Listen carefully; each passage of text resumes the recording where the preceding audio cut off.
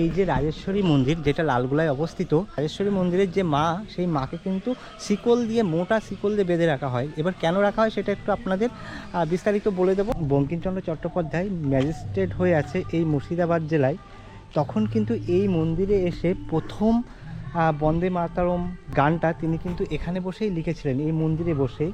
তো ভারতবর্ষের দুটো মুক্ত জেল আছে, তার মধ্যে এই লালগোলায় একটা অবস্থিত, যেখানে কয়েদিরা মুক্তভাবে ঘোরাফেরা করতে পারে। নমস্কার বন্ধুরা, পৌঁছে গেলাম ভারতবর্ষের শেষ রেলওয়ে স্টেশন লালগোলা, যেটা পশ্চিমবঙ্গের মুর্শিদাবাদ জেলার লালগোলায় অবস্থিত। এই হচ্ছে লালগোলা। এই লালগোলার হিস্ট্রি আজকে আপনাদের তুলে ধরবো এবং বিভিন্ন তথ্য আপনাদের দেব। তবে চলুন আস্তে আস্তে এই স্টেশন থেকে এক্সিট হয়ে সামনের দিকে এগিয়ে যাই। তবে ভিডিওটা সম্পূর্ণ দেখতে থাকুন, আশা করি খুব ভালো লাগবে। তো এই হচ্ছে লালগোলা স্টেশন, রেখে আসলাম। পিছনে হাজারদুয়ারি এক্সপ্রেস রয়েছে, আমি কিন্তু হাজারদুয়ার এক্সপ্রেস করে এসেছি। আর এই দিকে একটুখানি লাইন আছে যেটা ক্রসিং করার জন্য, তারপরে কিন্তু পদ্মা রিভার, আর ওই পারে কিন্তু বাংলাদেশ। আর এখানে কিন্তু একটা বিখ্যাত হাট বসে লালগোলার, যে ভারতবর্ষের শেষ গ্রামের শেষ যে হাটটা, এখানে কিন্তু পদ্মার ইলিশ পাওয়া যায়। বন্ধুরা, লালগোলা একটা ঐতিহ্যবাহী শহর। বঙ্কিমচন্দ্র চট্টোপাধ্যায় এসেছিলেন যে রাজবাড়িতে, সেখানে বসেই কিন্তু বন্দে মাতরম লেখেন। ভারতবর্ষের মধ্যে দুটো মুক্ত জেল আছে, তার মধ্যে কিন্তু একটা এই পশ্চিমবঙ্গের লালগোলায় অবস্থিত, এবং লালগোলা রাজবাড়ি আছে এবং লালগোলা কালী মন্দির আছে। আস্তে আস্তে আপনাদের সেগুলো দেখাবো। তো চলুন আস্তে আস্তে সামনের দিকে এগিয়ে যাই। আর এই হচ্ছে স্টেশন থেকে নেমেই সামনের দিকে এগিয়েই টোটো ধরুন। পুরো খাকা রোদ, এখন টাইম বাজে 11:40। এই খাকা রোদের মধ্যে কিন্তু একটা কাকু বসে বেচা কেনা করছে। তো কাকু ভালো আছেন? আপনি কি কি এনেছেন সবজি? বেচা কেনা হয়ে গেছে সব? আচ্ছা, এটা তো মনে হয় চাল কুমড়ো। এই হ্যাঁ, কত করে আছে এখানে? 40 টাকা কেজি। তো এটা কি আপনার বাড়িতে লাগানো? ও, তা আপনাদের এই হাটে করা নেই, চালা করা নেই? আপনারা দেখি ছাতা মাথায় দিয়ে মার্কেট করছেন? ও, আর বর্ষার সময়? মানে সব সময় এইরকমইভাবে চলে এখানে? আচ্ছা। আর এগুলো হচ্ছে লেবু, আপনার গাছের লেবু? লেবু কত করে এখন? 10 টাকায় 3টে আর 2টে। 10 টাকায় 3টে 2টো। আচ্ছা, আপনারা আপনারা কি এই চাষ করেন এখানে? তা খাওয়ারে পাঠান না? কোন মানে চাষের যে ফসলগুলো ওঠে কোথায় পাঠান সেগুলো? সব এখানে বিক্রি। সব আপনারা এখানেই বিক্রি করেন? আচ্ছা। হ্যাঁ, ওল কত করে আছে? 50 টাকা কিলো। 50 টাকা কেজি। তো যাই হোক, ভাঙা হাটে এসছি। তো হাট কিন্তু আস্তে আস্তে ভেঙে যাচ্ছে। দেখুন, সবার বেচা কিনা কম বেশি হয়ে গেছে। এগুলো গাঠি। তো বন্ধুরা, স্টেশন থেকে নেমে বাজারটা ঘুরলাম, লালগোলার বাজারটা ঘোরার পর যে মোড়টা পড়ে, ওই মোড়ের ওখান থেকে টোটোতে উঠে গেলাম। রাজবাড়ি এবং যে মুক্ত জেল এবং লালগোলার যে বিখ্যাত কালী মন্দির, সেগুলো ঘুরে দেখাবো। তো টোটোতে করে যাচ্ছি, একটু টাইম লাগবে, তারপর ওখানে গিয়ে আবার কথা হচ্ছে।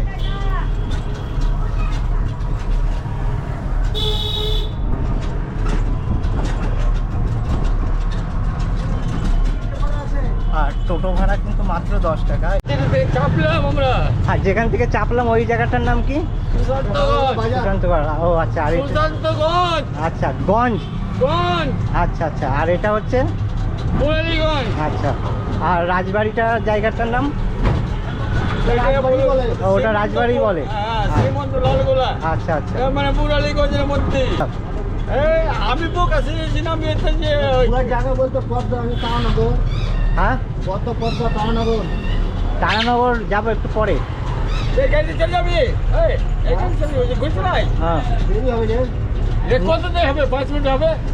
10 মিনিট মতন লাগবে। 5 মিনিট লাগবে। চলে যা তারানগর। বন্ধুরা, টোটোতে করে আসলাম, এই মোড়টাতে নামিয়ে দিল। এবার হেঁটে হেঁটে যে কালী মন্দির আছে ওখানে আগে আপনাদের দেখাবো কালী মন্দিরটা। বন্ধুরা, এই মুহূর্তে উপস্থিত হলাম লালগোলাতে, যেটা ভারতবর্ষের পশ্চিমবঙ্গের মুর্শিদাবাদ জেলায় অবস্থিত ঐতিহাসিক একটা স্থান। তো এই যে মন্দিরটা দেখতে পাচ্ছেন, এটা হচ্ছে নারায়ণ মন্দির। যোগেন্দ্র নারায়ণ রায় যিনি এখানকার রাজা ছিলেন, সেই রাজার আমলের পর থেকে এই মন্দিরটা কিন্তু তৈরি করা হয় দেখুন। আর রাজা যোগেন্দ্র নারায়ণ রায় ওনার সম্পর্কে যেতে যেতে বলবো। আর এই যে কূপটা দেখতে পাচ্ছেন আপনারা,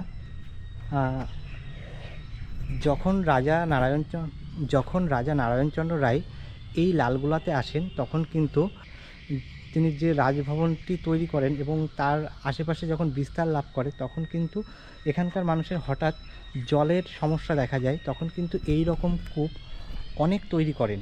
তো এরকম কূপ আরও আছে, সেগুলো আপনাদের দেখাবো সামনে যেগুলো বাঁধবে।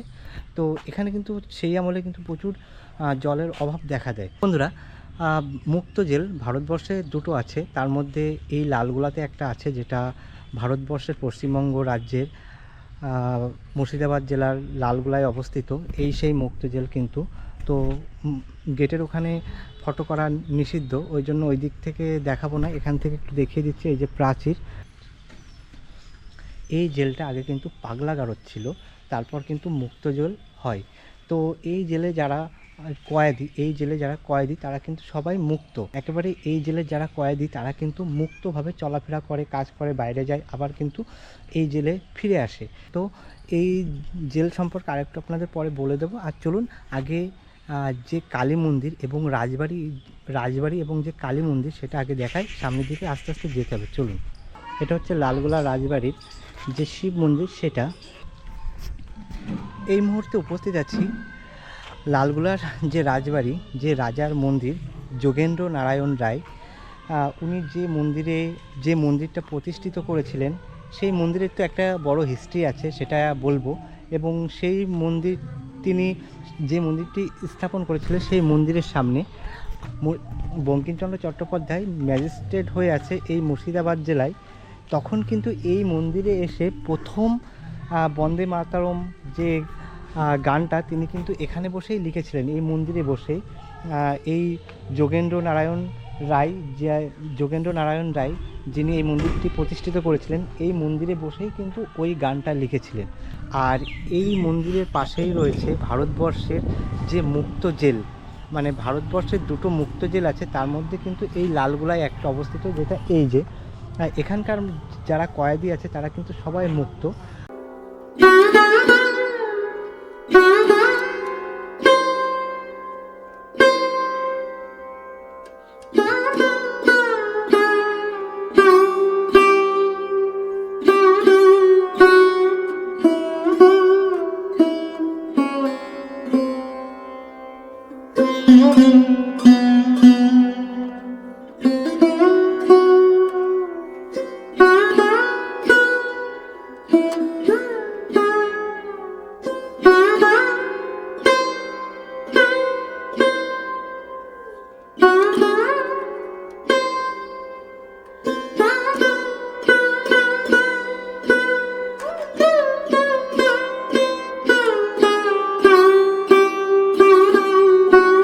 রাজা যোগেন্দ্র নারায়ণ রায় একজন দানশীল ব্যক্তি ছিলেন এবং খুব মানবিক মনের মানুষ ছিল। এখানকার ওনার পূজাদের কিন্তু পূজাদের খুব ভালোবাসতেন এবং এখানে যারা সাধারণ মানুষ বসবাস করতেন তাদেরকে খুব ভালোবাসতেন। যখন রবীন্দ্রনাথ ঠাকুর বিশ্বভারতী তৈরি করছিলেন তখন কিন্তু অনেক অর্থ কম পড়ে গেছিলো।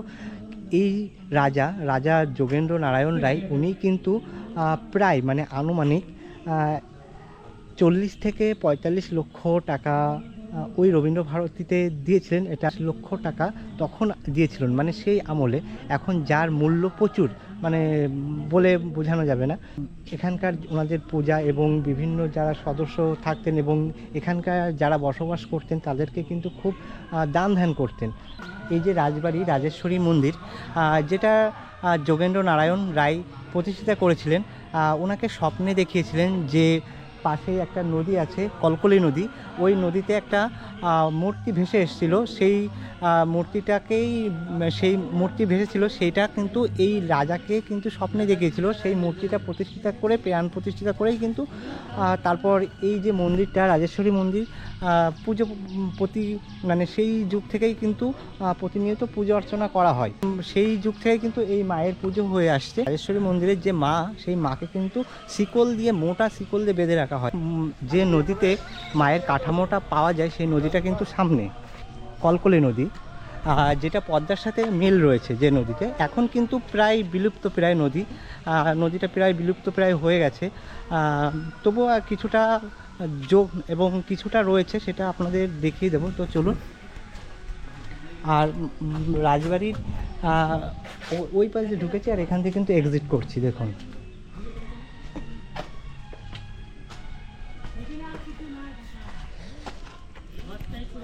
তো বেরিয়ে গেলাম, আর এই পাশে সে মুক্ত জেল।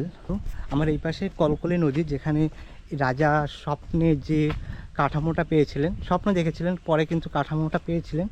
আর এই সেই রাজবাড়ি, এখানে কিন্তু রাজাদের সেই রাজসভা পরিচালনা হতো, কিন্তু পরবর্তীকালে এই রাজা কিন্তু সরকারের হাতে এই প্যালেসটা তুলে দেয়, তারপরে কিন্তু মুক্ত জেল। তো যাই হোক, চলুন এখান থেকে আবার আপনাদের ঘাটটা দেখাবো।